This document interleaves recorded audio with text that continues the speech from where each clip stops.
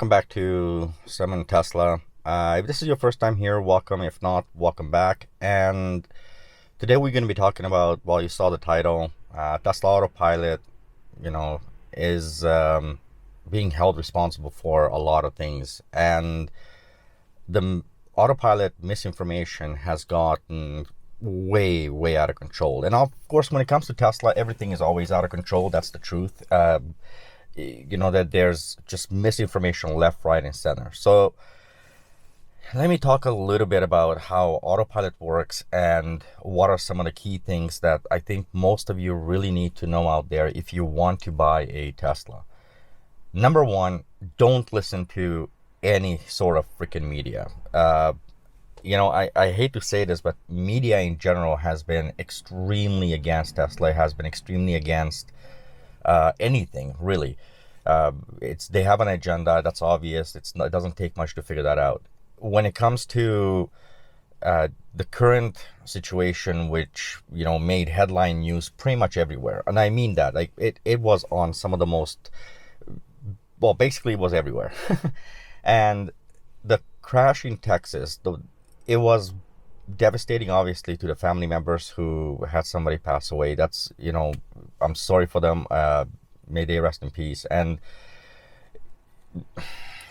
it's a tough thing to swallow when anything like this happens. It really is. But almost instantly, there was so much information coming out about what happened to the Tesla and, the fact that there was no driver in it. I'll give you guys a really quick little idea of what's going on here. First of all, when it comes to autopilot, you use autopilot on your own accord. That's something that comes, it's no different than using cruise control. That's the best way for me to put it for you guys. Cruise control has failed numerous times in every car I have ever owned. And that's more cars than I can actually count right now.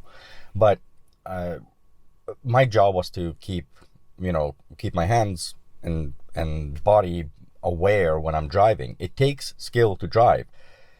Tesla is been criticized for the autopilot. Autopilot is an assistant. It's not the driver.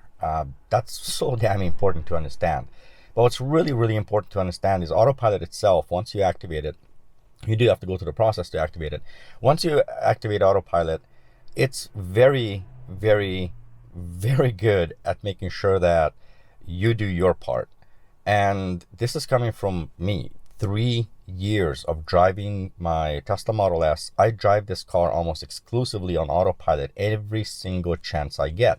Even areas where I am not technically supposed to, which is the city. It's meant for highways, but it works really well in the city. And that being said, it kind of goes to show you that if you think about it, and if you use your head, then you're not going to have a problem. But the problem is, well, what happened here? What happened in Texas? So I'm going to do what everyone else is doing, but I'm going to use the actual knowledge I have when it comes to Teslas and talk about it that way. After 3 years, one thing I realized is it's a lot of the stuff they're saying is practically impossible. In a city, the car will simply not let. One of my criticisms, in fact, it was the fact that in a city, I cannot activate autopilot to go more than 10 over. In some cases, it doesn't even want to do that. So if my speed limit, let's say, is 50 kilometers an hour, which is what it is here in Canada, I cannot go over that. I cannot do, let's say, 65. I can only do 50. That's the first thing. Second thing, if I unbuckle my seatbelt for any reason during autopilot, it's going to go off. Notifications are going to go off. Audible notifications, visual notifications, and on top of it, it's going to slow down. And basically, the car is just going to come to a stop. It's not going to allow me to continue on with autopilot because I don't have my seatbelt on. Now, this is something really interesting too. Let's say I just basically unbuckle my seatbelt and move myself off the seat. That's, again, same thing happens.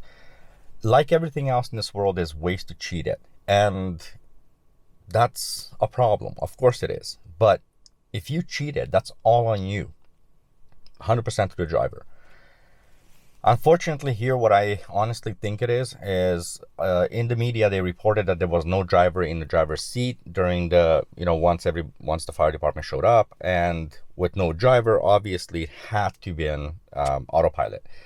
That's BS. In fact, I would be more likely to say there was a driver, the accident happened, they took off, and that's pretty much it. The probability of the driver taking off, having another driver there, they realize what they did. They don't want to get charged for all this stuff, and they just took off. Well, that kind of stuff doesn't happen, you say. Well, sure it does. That's called hit and run. It happens every damn day. And stuff like this happens every damn day, Tesla or otherwise. But autopilot was not involved. And I can tell you that for certainty.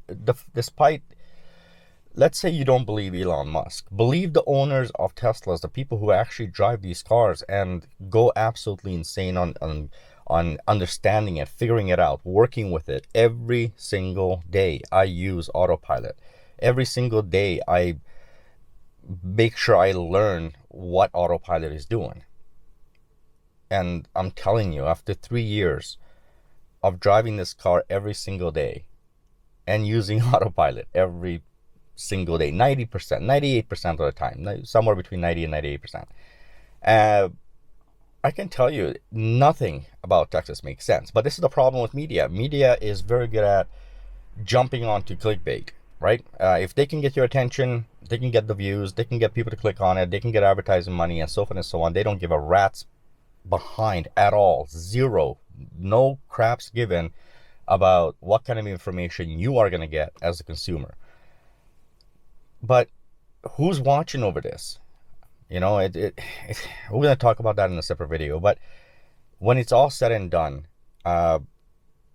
talk to the people who genuinely use these products. And people are talking about, when it comes to autopilot, the safety. One of my favorite ones that stands out is Gordon Johnson. This guy bugs the crap out of me. He has absolutely zero idea. I've even messaged him a couple of times where I said, look, just go and drive a Tesla. Get information. Get the freaking facts, right? But media does the same. Every mass media company has done the same damn thing. They keep reporting on this. And they're reporting on non-facts. They're reporting on such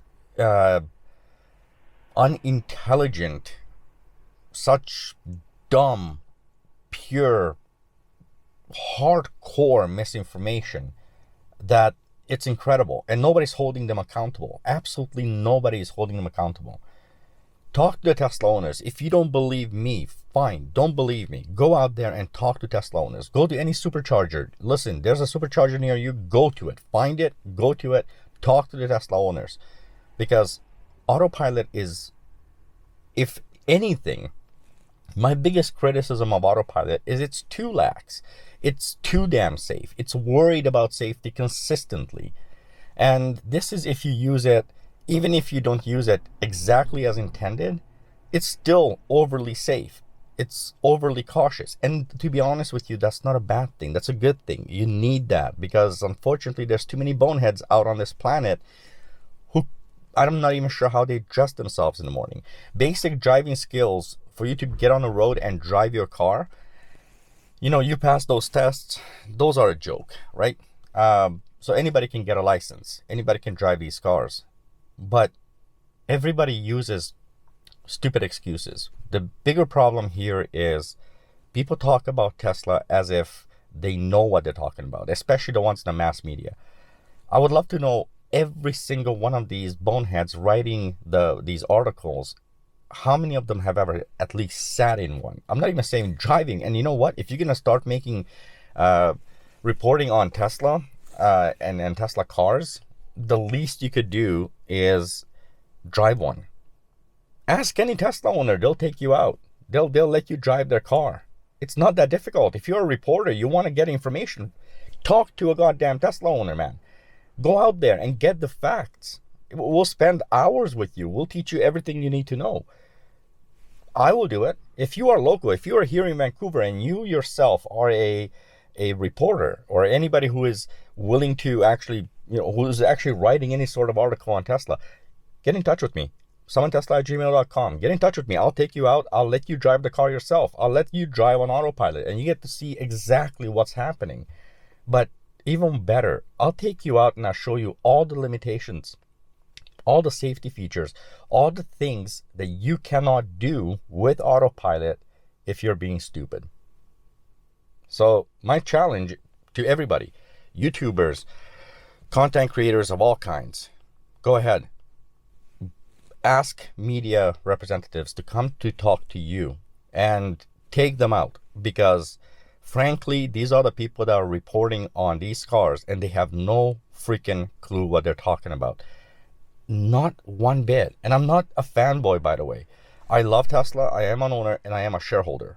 Full disclosure. But that all being said, I am also critical of Tesla. I'm critical of their pricing. I'm critical of how they do certain things. I'm critical of their customer service. I'm critical of so many damn things. I'm not a fanboy. I could care less about any and all companies. If they don't deliver on a product that I pay for, I'm going to go after them. I'm going to go after them with full force. And that's because it's my money. I had to work for that money to get to that point where I can get that situation or that item, whatever it may be. This isn't just a car. This is everything I ever owned. I hold people and companies responsible when I'm paying for something. As a consumer, it's your duty to do that. But I don't hold them responsible. I don't jump at every detail until I don't do my due diligence, do my research. And this is me as a client. This is me as a customer. If you're a reporter and you're willing to write articles, that's no different for you. You got to go out there and do proper freaking reporting, investigative reporting. That's your freaking job. You allow people to read that freaking article you put out there with zero truth to it. You're going to be in trouble. Listen, don't release the news today, right? Something's happening today. Everybody's talking about it. Don't bother releasing it today. Go out there, do your due diligence, and when you're done, write a report. Write up a genuine article that's going to say, you know what, I, as a reporter, I went out, I did this. And you're going to gain a lot more respect by doing that. You're going to gain the respect of the public. And people are going to read your articles for the future. Long term, you're going to be known for being honest and being credible. And that's how you that's how you grow. That's how you become a better writer or a better reporter. Not by putting out there something just so people can read today.